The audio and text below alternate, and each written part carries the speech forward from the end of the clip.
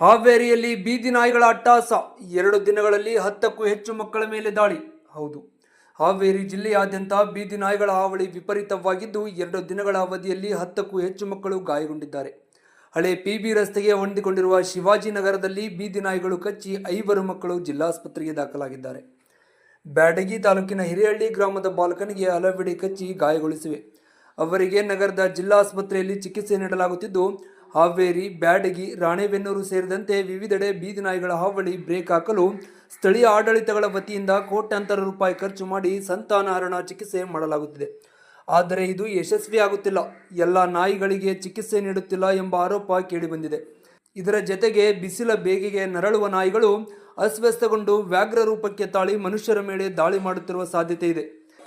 ಈ ಕುರಿತು ಜಿಲ್ಲಾಡಳಿತ ಗಂಭೀರವಾಗಿ ಪರಿಗಣಿಸಬೇಕು ಎಂಬುದು ಸಾರ್ವಜನಿಕರ ಒತ್ತಾಯವಾಗಿದೆ. ಇನ್ನು ಹೆಚ್ಚಿನ ಮಾಹಿತಿಗಾಗಿ ನೀವು ನೋಡಲು ತಪ್ಪದೆ ಪ್ರಜಾನೇಯ ಟಿವಿಯನ್ನು ಫಾಲೋ ಮಾಡಿ.